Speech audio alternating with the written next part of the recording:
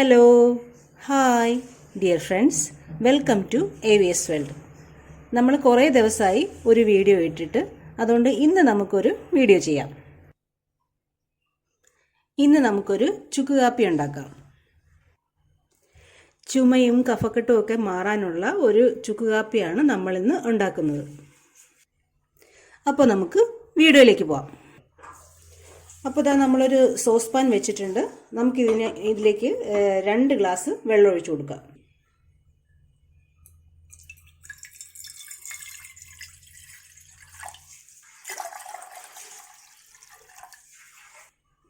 അപ്പോൾ നമ്മൾ 2 ഗ്ലാസ് വെള്ളം ഒഴിച്ചു കൊടുത്തിട്ടുണ്ട്. ഇനി നമുക്ക് സ്റ്റൗ കത്തിക്കാം.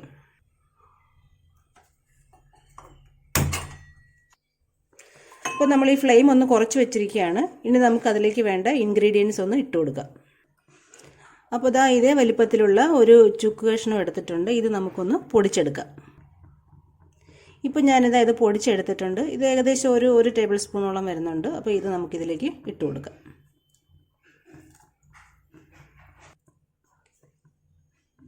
ഇനി ഇതിലേക്ക് കുറച്ച് തുളസി ഇല അതുകൂടെ ഇട്ട് കൊടുക്കാം.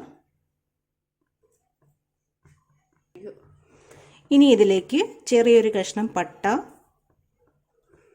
ഒരു ചെറിയൊരു ഏലക്ക, 2 ഗ്രാമ്പൂ അതുകൂടെ ഇട്ട് കൊടുക്കാം. ചെറിയൊരു കഷ്ണം കരിപ്പട്ടി എടുത്ത് പൊടിച്ച് വെച്ചിട്ടുണ്ട്. അത് നമുക്കിതിലേക്ക് ഇട്ട് കൊടുക്കാം. ഇനി നമുക്കിത് മീഡിയം ഫ്ലെയിമിലേക്ക് മാറ്റാം. ഇത് നന്നായിട്ടൊന്ന് തിളച്ച് വരട്ടെ.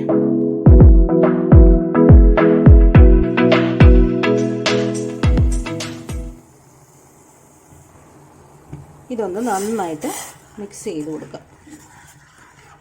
ഇത് തിളയ്ക്കുന്നത് വരെ ഒന്ന് വെയിറ്റ് ചെയ്യാം.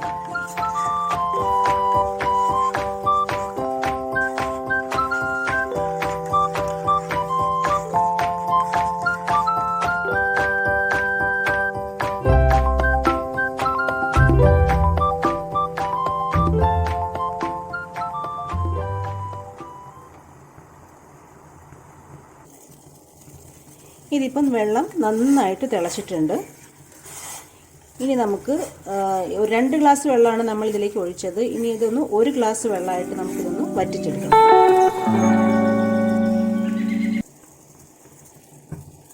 ലോ ഫ്ലെയിമിലിട്ട് ആണ് ഇതൊന്ന് വറ്റിച്ചെടുക്കേണ്ടത്.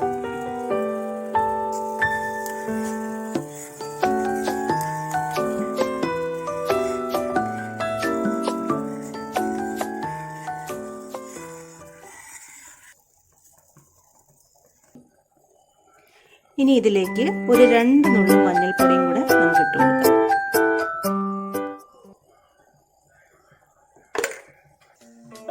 ഒന്നുകൂടെ ഒന്ന് മിക്സ് ചെയ്യണം.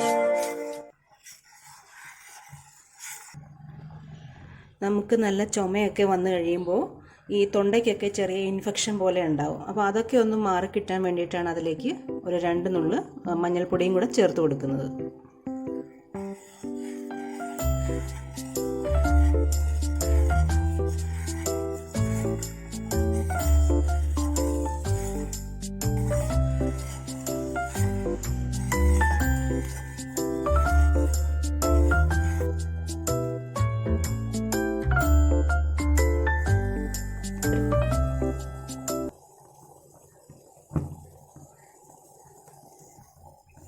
ഇപ്പോൾ നമ്മുടെ ചുക്ക് കാപ്പി നന്നായിട്ട് വറ്റി ഏകദേശം 1 ഗ്ലാസോളം ആയിട്ടുണ്ട്. ഇനി നമുക്ക് ഗ്യാസ് ഓഫ് ചെയ്യാം.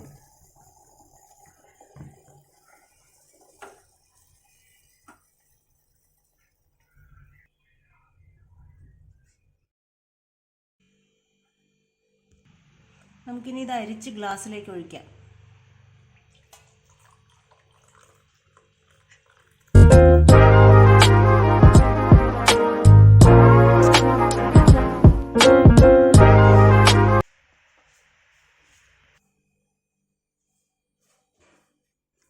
അപ്പോൾ ഈ ചുക്ക് കാപ്പി നിങ്ങൾ തീർച്ചയായിട്ടും ഉണ്ടാക്കി നോക്കണം. നിങ്ങളുടെ ചുമയും കഫക്കെട്ടും എല്ലാം മാറും. ഇതൊന്ന് ഉണ്ടാക്കി കുടിച്ചു നോക്കണം. അപ്പോൾ താങ്ക് യു.